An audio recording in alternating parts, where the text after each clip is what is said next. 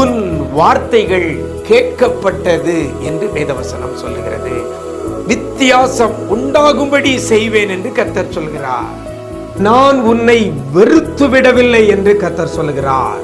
இன்றைக்கு கர்த்தர் நமக்கு தருகிற ஒரு வார்த்தை வார்த்தை வார்த்தை கர்த்தரிடத்தில் தயை பெறுவான் பெறுவான் பெறுவான் பெறுவான்.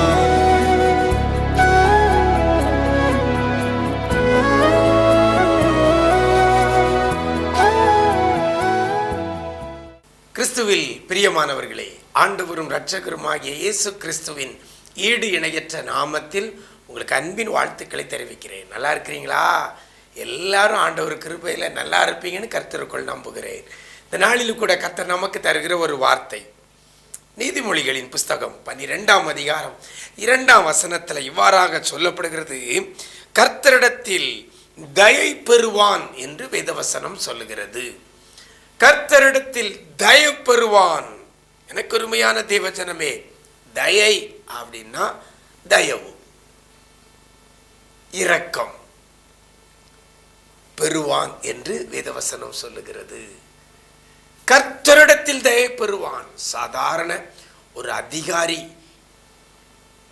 கண்களில் தயவு கிடைத்தாலே நமக்கு நிறைய காரியங்களை நம்ம சாதிக்கலாம்.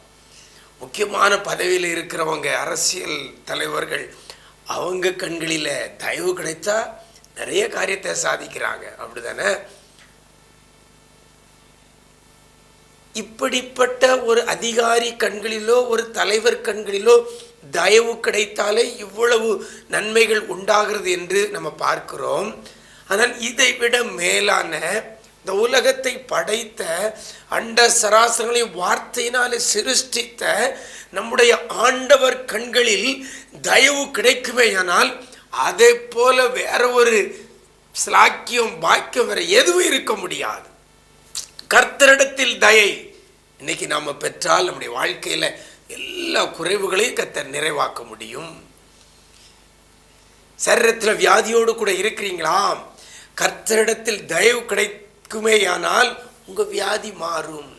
பெதஸ்தா மண்டபத்து அருகே, குளத்து அருகே 38 வருஷமாய் வியாதிப்பட்டிருந்த அந்த மனுஷனை தேடிய ஆண்டவர் போனாரே. காரணம் என்ன? அவரிடத்துல அவனுக்கு தயை கிடைத்திருக்கிறது. அதனால அவனுக்கு ஒரு சுகம் உண்டாகிறது தயவு கிடைக்கும் போது. இயேசு போகிறார், ஒரு மனிதனை கடந்து போய்விட்டார். கடந்து போன பின்பு தாவீதின் குமாரனே எனக்கு இறங்கும் என்று சொல்லி பரிதிமேயு என்கிற கண் பார்வையை இழந்தவன் அவன் கூப்பிடும் பொழுது அவனை கடந்து போனவர், அவனை பாசாய் போனவர் போய் நின்று அவனை அழைத்து வர சொல்றார்களா? இதுதான் அவர் கண்களிலே தயவு கிடைத்திருக்கிறது. எனக்கு அருமையான தேவஜனமே, எத்தனையோ பேர் மரித்து அடக்கம் பண்ணிட்டாங்க. ஆனா மரிக்க கொண்டு போகும் பொழுது, மரித்தவனை அடக்கம் பண்ண கொண்டு போகும் பொழுது அந்த பாடைக்கு எதிராய் வந்து தாயார் அழுகிறதை பார்த்து அந்த பாடைய தொட்டாரே, தயவு கிடைத்தது. எத்தனையோ பேர் மரித்தாங்க, அந்த நாட்கள் அடக்கம் பண்ணப்பட்டாங்க. ஆனா நம்ம லாசரு கல்லறையினிடத்திலே போய் லாசருவே வெளியே வா என்று மரித்து 4 நாளைக்கு அப்புறம் போனார்னா லாசருவுக்கு கர்த்தரிடத்தில் தயவு கிடைத்திருக்கிறது. எனக்கு அருமையான தேவஜனமே, இந்த நாளில் உங்களுக்கும் கர்த்தரிடத்தில் தயவு கிடைக்குமேயானால் உடைய வாழ்க்கையில் இருக்கக்கூடிய எல்லா நெகட்டிவும், எல்லா குறைவுகளும் நிறைவாகும். இயற்கைக்கு அப்பாற்பட்ட வகையில் நடக்கக்கூடாதவைகளை கூட கர்த்தர் நடக்க வைப்பார். கிடைக்க கூடாதவைகளை கூட கர்த்தர் கிடைக்க வைப்பார். பெற முடியாதவைகளை பெற வைப்பார். சாதிக்க முடியாதவைகளை சாதிக்க வைப்பார். ஒன்று மாத்திரம் நமக்கு தேவை, கர்த்தரிடத்தில் தயவு தேவை. வசனம் சொல்கிறது, கர்த்தரிடத்தில் தயை பெறுவான் அப்படின்னு வேதம் சொல்லிட்டு, கர்த்தரிடத்தில் தயை பெறுவான். யாரு கர்த்தரிடத்தில் தயை பெறுவான்? அந்த வசனத்தில் அழகா சொல்லப்படுகிறது, நல்லவன் கர்த்தரிடத்தில் தயை பெறுவான். அப்படின்னா நீங்களும் நான் எப்படி இருக்கணும்? நல்லவர்களாக இருக்கணும். நல்லவர்களாக என்னது? நல்லா குளிச்சு, நல்லா ட்ரெஸ் பண்ணி, நீட்டாக நல்லா இருந்தா அந்த நல்ல சொல்லலை.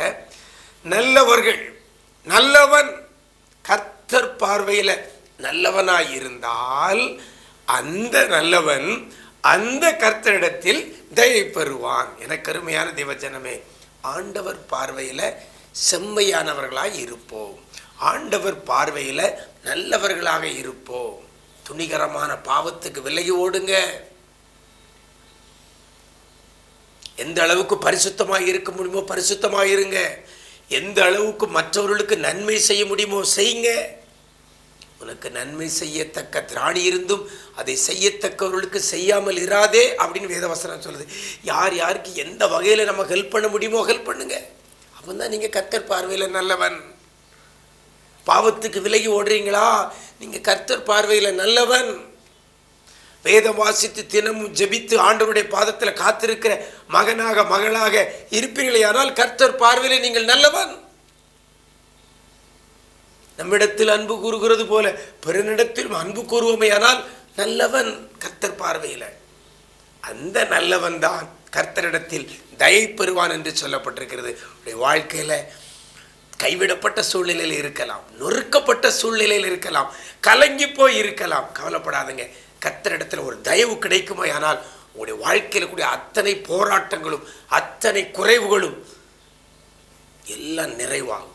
நல்லவர்களாக இருங்க. கர்த்தர் பார்வையில் நீங்கள் தயவு பெறலாம். கர்த்தர் தான் உங்களை ஆசீர்வதிப்பாராக. நாம் ஜெபிக்கலாமா?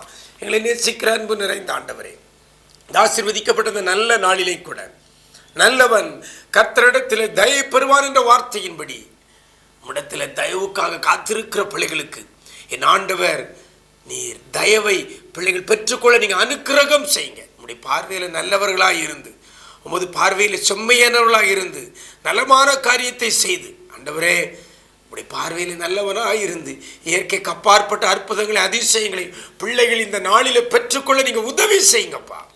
என்னென்ன காரியத்தில் குறைவோடு இருக்கிறாங்களோ அந்த குறைவுகளை ஆண்டவர் உம்முடைய தயவுனால நிறைவாக்கும்படி ஆட்சேபிக்கிறோம்.